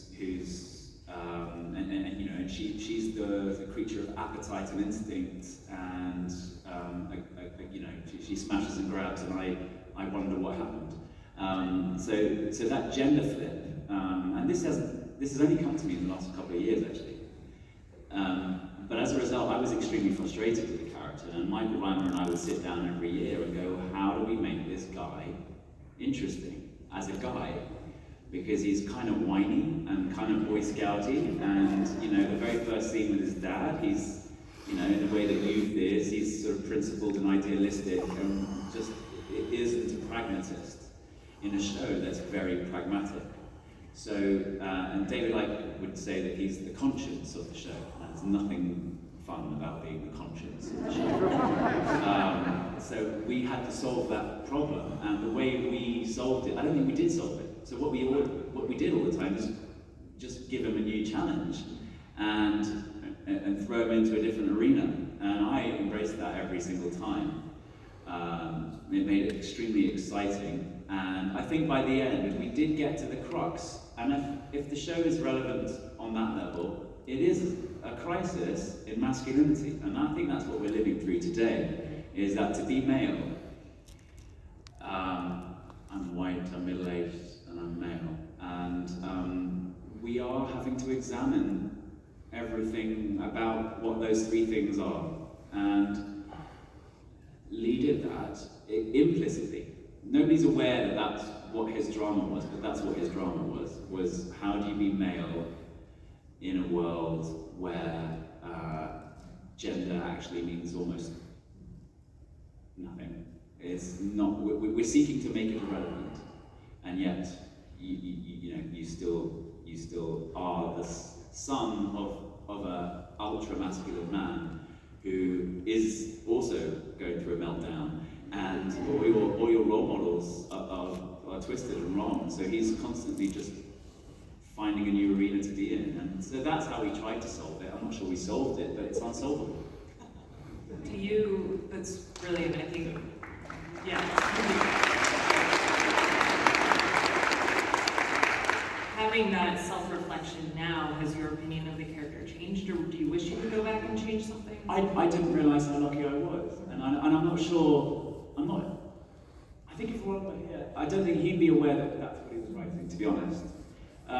Because it's quite an easy flip to go, hey, let's make Starbuck a girl. But the ramifications of that are quite fundamental in terms of you've got a hero, and Apollo's the hero of the show.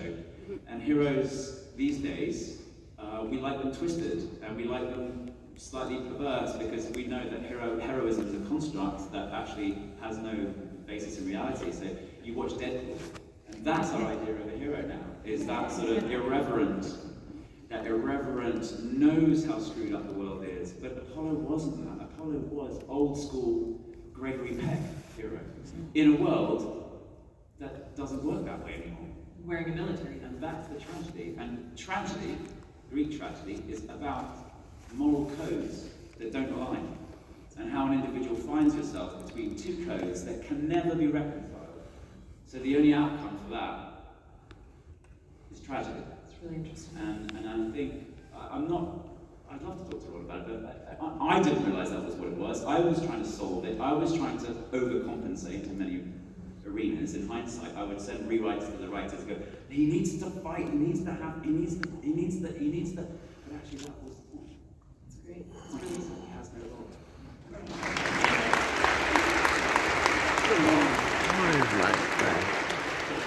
Fit. Hi. I was actually going to ask a question about love scenes, but I feel like James and Trisha have covered that already. So my question was, Edward James almost directed some of the episodes of the show, so now here's the chance for everyone on the panel to talk about what it was like working with him as a director. Oh, Well, this should be fun. Answer part of your first question too with that. No, I mean, working with Eddie was just such a treat, because not only you can see clearly the passion that he has for work, not only as an actor, but also as a director, and the entire process. And so he has a very clear vision, but as an actor, he also knows how to talk to actors to get us to understand what he's meaning or wanting of the scene. And also, you knew the show so well that it was like you just absolutely trust him. You don't really question. But if you did question, you fully talked about it. Remember the day I'm talking about? The blood vial, the testing day. You were directing that episode, and it was also one of the only days my ex-husband ever came to set. And ex-husband, but he was on set that one. It was Monday morning, and he was going to fly home because he had an afternoon flight. So I'm like, come to set today. James and I have a scene in the lab, and nothing really is going on in the scene. Nothing in particular is going on in the scene. And I get to set, and he goes, so I have this idea. Baltar's going to be taking you from behind, and I'm going to pan down. You're not going to see anything, and it's like I'm bent over the table with my skirt up over my back, and you see legs, and then you see James, and I think Starbuck walks in the scene, and so there's my husband, and I'm like, nothing happens in the scene. There's no sex scene. There's no nothing, and my husband's like, oh, no, he's just listening to us, and he's watching my legs. and seeing James pull my underwear down. It's like, yeah, that's what it's like working with Eddie.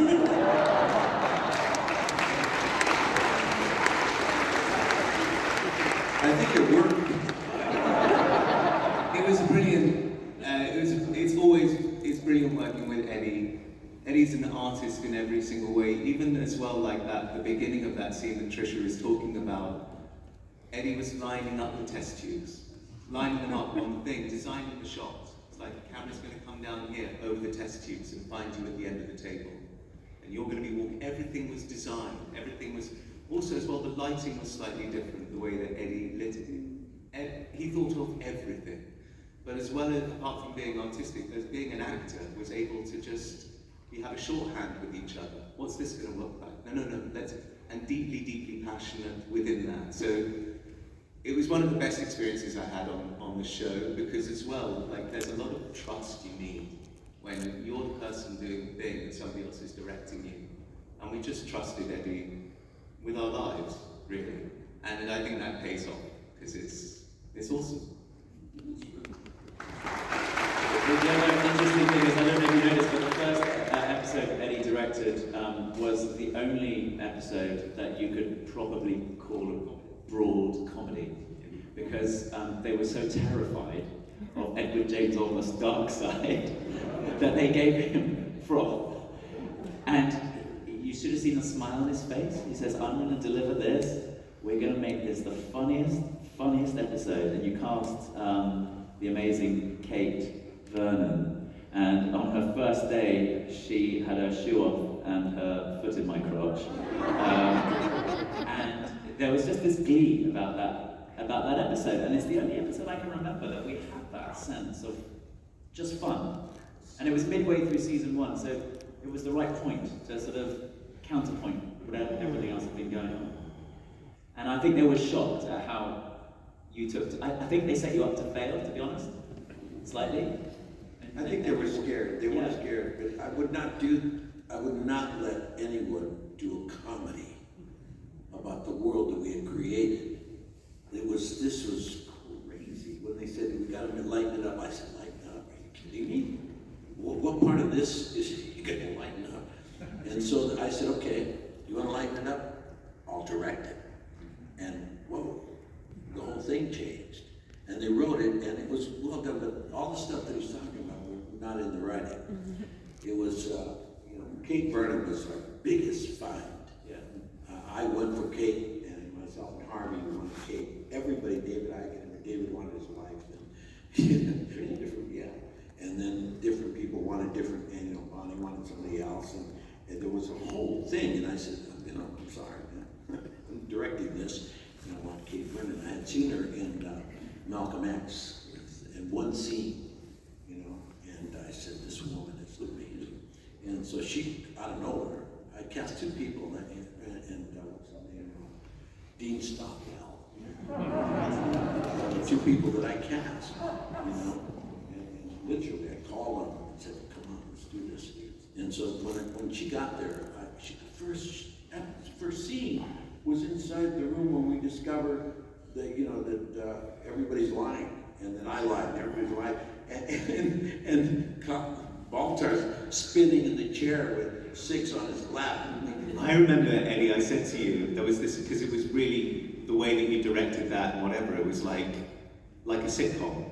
You were all across the lab table. No, I didn't do that. No, looking at each other. And then you're like, James is just gonna spin around in the chair. And I was like, what does this mean? I mean, it's so serious, and there could be sign-ons amongst us, and what am I, and Eddie was like, what are you gonna do? I mean, it's all mad at this stage. We've kind of descended into a kind of madness, and that's where we took it.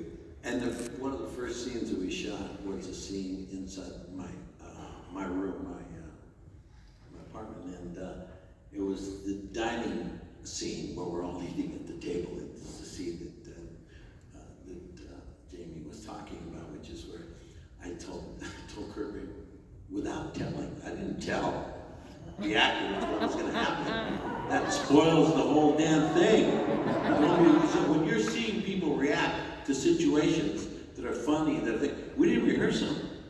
You can't rehearse comedy like that. It's got to be really understanding of itself, and each actor has to be ready, so that you set them up, and then they just come out like if they're doing, and they know what they're going to do, and the other actor doesn't know what they're going to do to him, but they know they got to do something that I told them to do this. Oh, okay, all right. So Jamie sits down, and I told Kate, I put the cameras underneath I had cameras up. I had 3 cameras up. One across from each other because I want to catch the instinctive first impulse that happens. I don't want to catch, I go one side and I catch what they do, and then turn around and catch the other side and see what they do. That's not comedy, okay? That you have to catch exactly what happens to both of them in the situation. So I put the cameras across from each other, and they're looking at that. But then I told my guys, put one underneath the table. Goes one, I just put one underneath the table. I go, and they go, okay, I have to light it. I said, no, keep it real. Just whatever you can see, you're gonna see. And then I told Kate, I said, Kate, during the shot, take off your shoe. Sexy, really sexy like. And then reach across with your toe and put your feet slowly on, Apollo's crotch. Touch his penis with your toenail. And you saw the reaction. For those of you that haven't seen the show, too bad. It just met your mind. For those of us who saw it for the first time, we went nuts. It was the funniest thing I'd ever seen. Because he's doing a scene and he's sitting there and he's very, direct. He's just being very Apollo-ish. And all of a sudden he goes, on camera. He had no idea. It was so fresh. It was so good. It's ruined it for me. I thought it was all Kate's idea.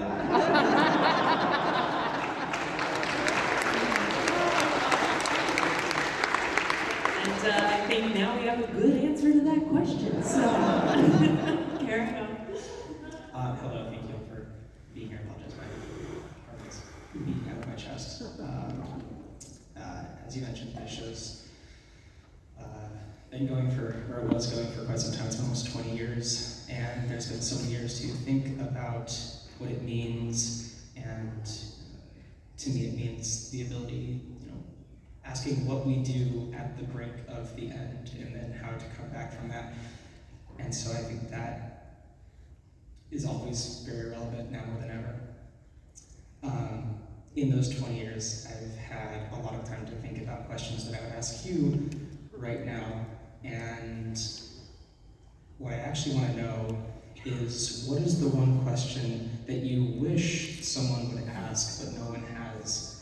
And what is the answer to that question? No pressure. What are you drinking? IPA.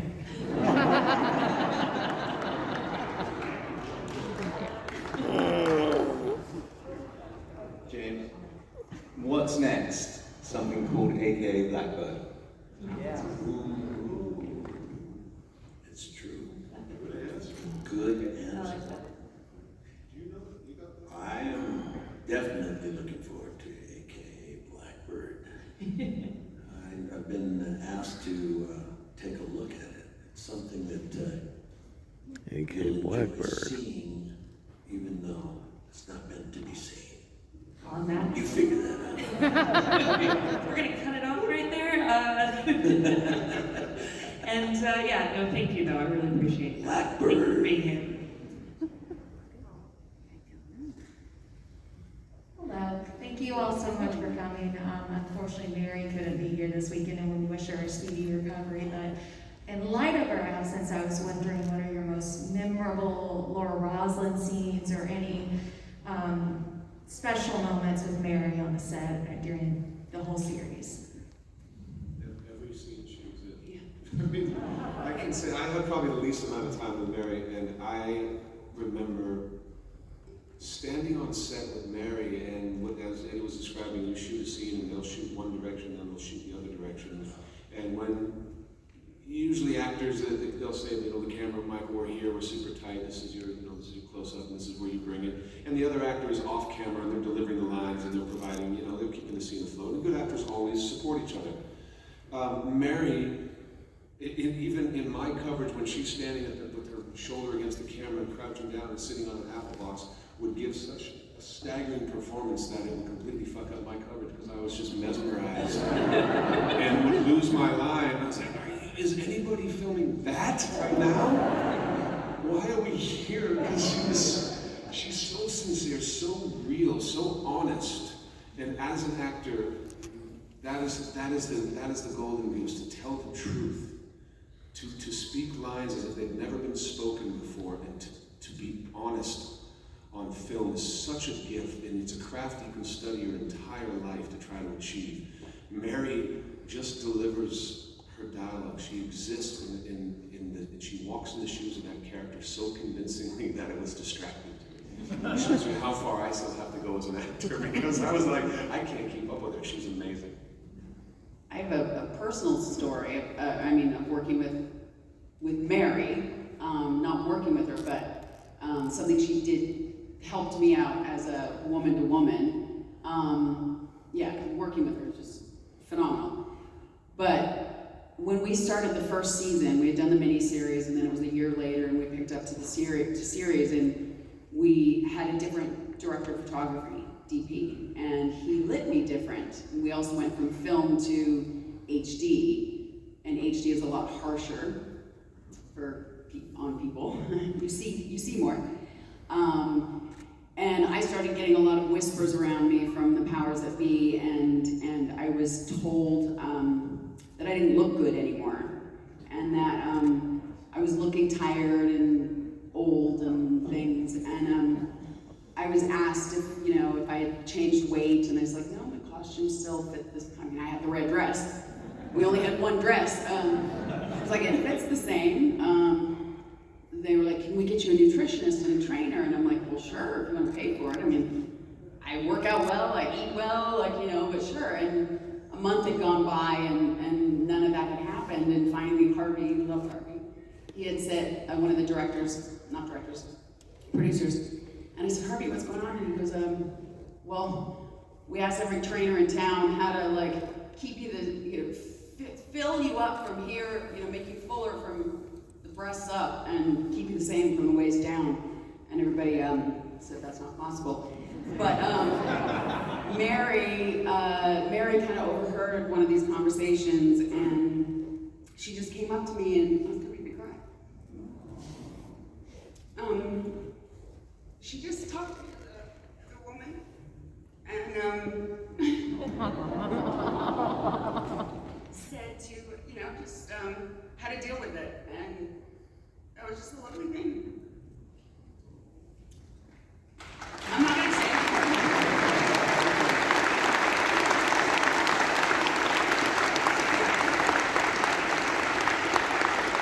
It's really beautiful. There's a solidarity in that environment that I think touches all of us. So thank you for sharing that. All right, another question? Well, it's quite obvious that Battlestar's a family. Richard Hatch is no longer with us. I'd like to hear your stories on set and at Dragon Con with Richard. I've got a great one about Richard. He was such a beautiful man. He was such a prince of a human being. But basically, when you come on the show, it's like I'm the only person that's allowed to see Trisha. You know what I mean? Because for a lot of the time, number 6 is in my head.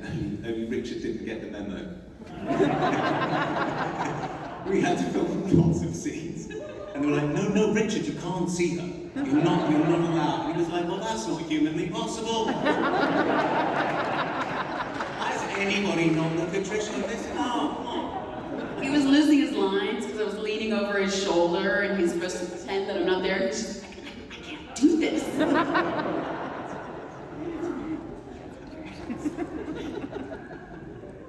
I was terrified of Richard as a concept.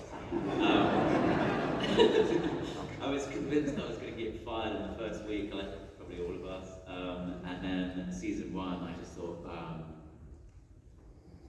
where's Dirk Benedict? Why me? Why do I have to have the meta television moment where the better looking, more successful, original Apollo comes along? And I was so intimidated, and I just thought, okay, I literally, I knew he was going to be at this read-through for the episode 3, Bastille Day. I even remember the title. And I was so nervous, because in terms of my head, what I'd read is that our show represented the end of 15, 20 years worth of work for him, a dream, a life project. And I just thought, I can't be sort of responsible for that. And, you know, he'd said some things that were quite negative about what we were doing. And then I walked into this read-through and I said, I'm just going to go straight up to him. I'm just going to go straight up to him. I'm just going to go say hi. I'm going to go say hi. I'm going to introduce myself, and I'm going to say, you're Apollo, you'll always be Apollo, not me. And so that's what I did. Before I could get the first word out, like the first word, he grabbed, you know, that warm embrace, both hands, hugged me and said, you are Apollo, you are doing what I only dreamt of doing. And he just disarmed me on day one. And that was Richard, you know. It did represent the end of something, but he said to me towards the end of his days, he said, you know, I'm Tom Zarek. I played Tom Zarek more often than I played Apollo. This show is more important to me than the first incarnation. And that's an extraordinary thing to say, a magnanimous thing to say, generous thing to say, and that's who he is. He's just one of those people that is a beacon. And you've all met him, I'm sure. He was here every year, and he was a true, he was a dreamer. Like, he loved science fiction. That was part of his DNA, and he loved you so much. And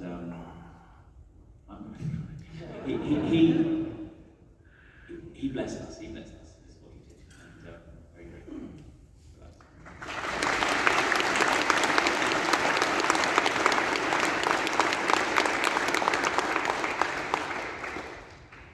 We'll do another one.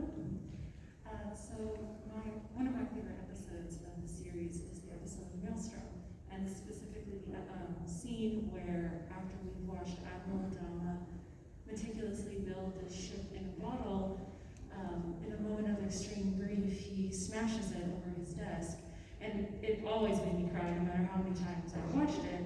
And I later learned that the ship was not a prop, but a very expensive loan to the studio. So I was just curious, since you improv the scene, Mr. Olmos, what was the vibe on set like after you wrote that? Oh boy. Not happy.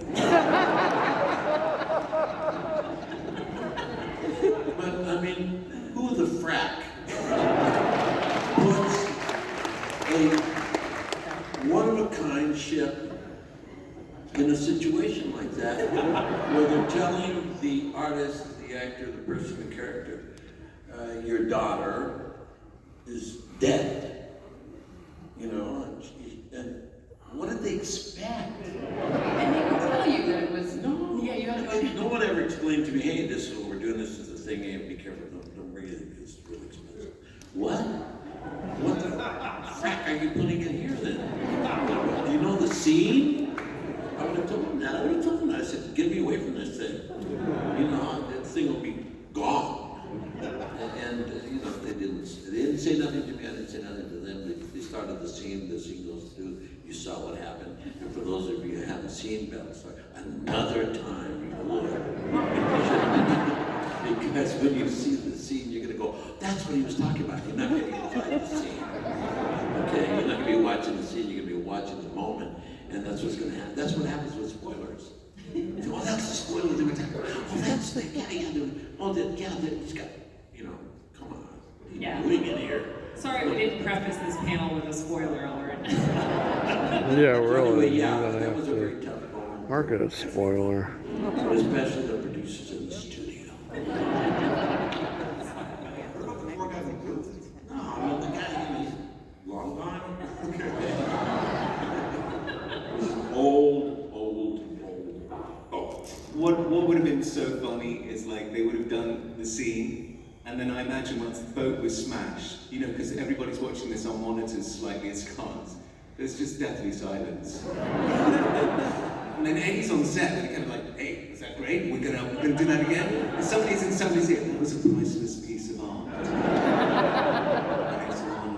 How do we tell Mr. Olmos? Yeah, I wonder if anybody did tell you right then. No, it was just great. It was. He didn't say anything. And then later, somebody said, hey, man, that was really inexpensive. What are you talking about? And no, it's antique. And I said, oh my God, who put it there? Whoever put it there is a lot of trouble.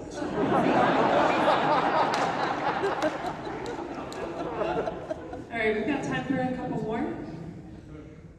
Mr. Tallis and Mr. Olmos, can you talk about the Battlestar episode of Portlandia and how that came to be? And the other panelists, have you seen it and what do you think about it? It was so much fun. They're huge fans of the show. In fact, Me? yeah, go say. I just played Fred's wife in a movie. I just worked with Fred. He was at my going away, leaving LA party, which, yeah. So I just had the pleasure of working with Fred in a movie in Italy, and he's just so funny and so charming and so lovely, and I just adore him. Yeah. It's called Spin Me Around. So we arrived in Portland.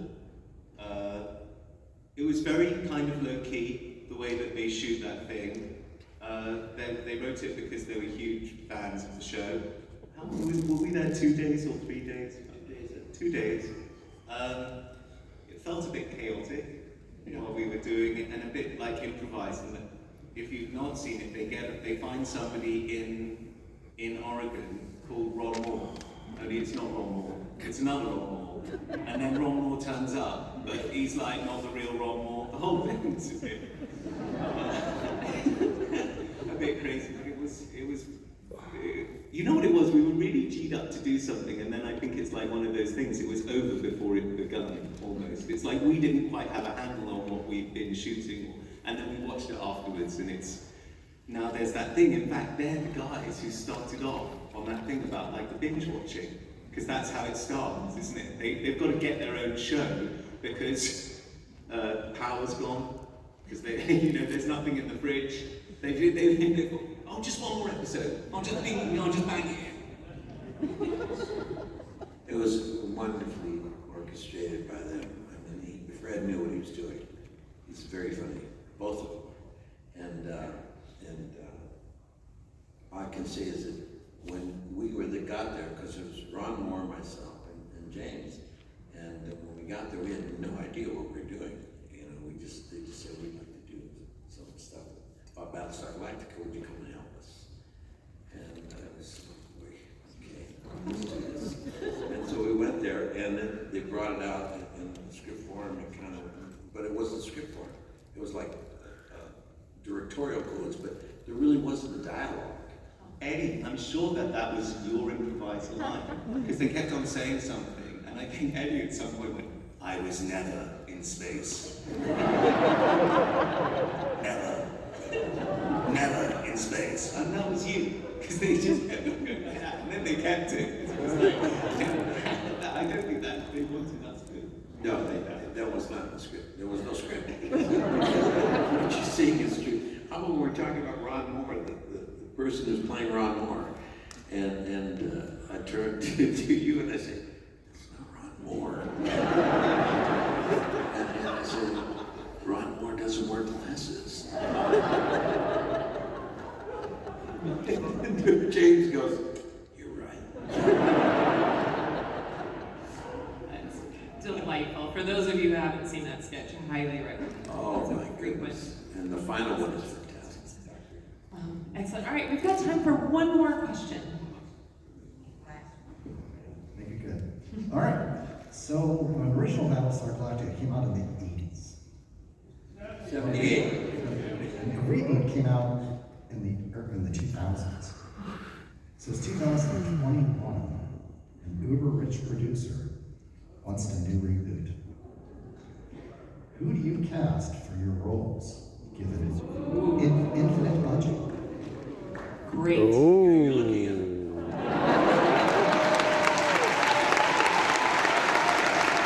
There you go.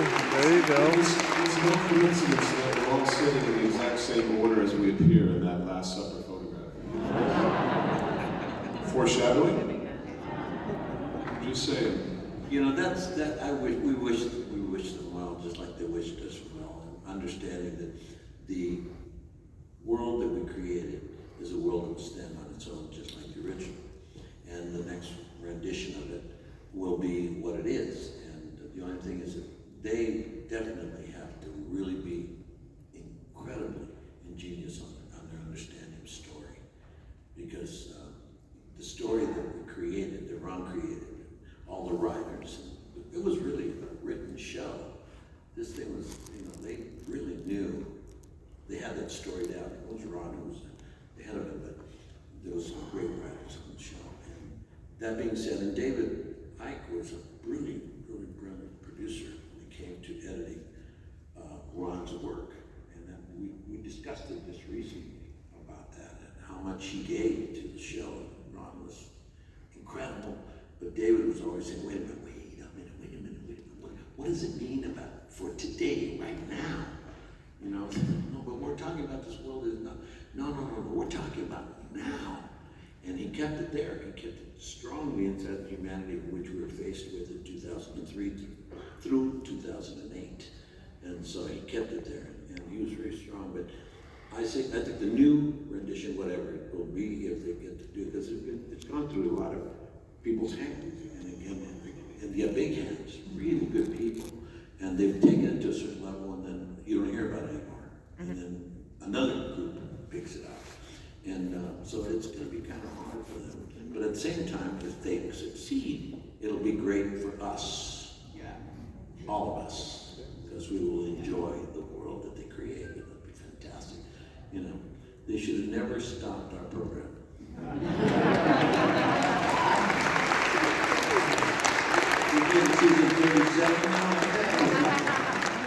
I know my podcast co-host actually met with them because they asked him to come in marked it, and he was like, it's kind of weird because I'm doing the I wrote about your show for Entertainment Weekly, now I'm doing the podcast with you, and now I'm like going into pitch basically Sam. It was really weird, but he gave me and Ron said as well when Ron was on the podcast that Ron and Sam had, Sam got Ron's blessing, and they talked about the show. I won't give you any nuggets, but there's one thing that Ron said that they couldn't touch, and I'm not going to tell you what it is. All right. Well, great way to send it. Yeah, we are pretty much out of time, so I want to thank the entire panel, and I want to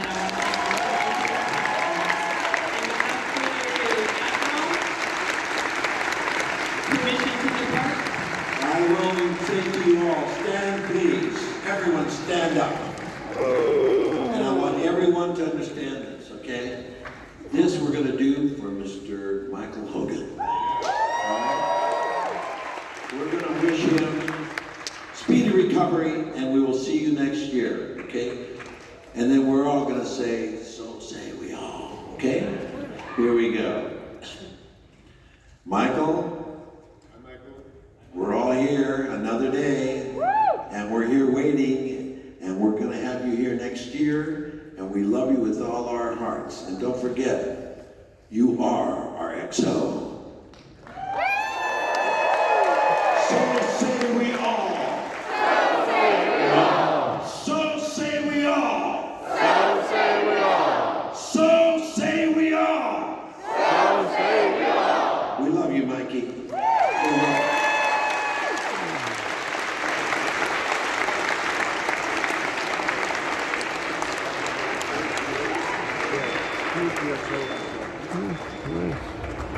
Scorpion Core Universe at Battlestar Viper. See you later. Bye. So say we all.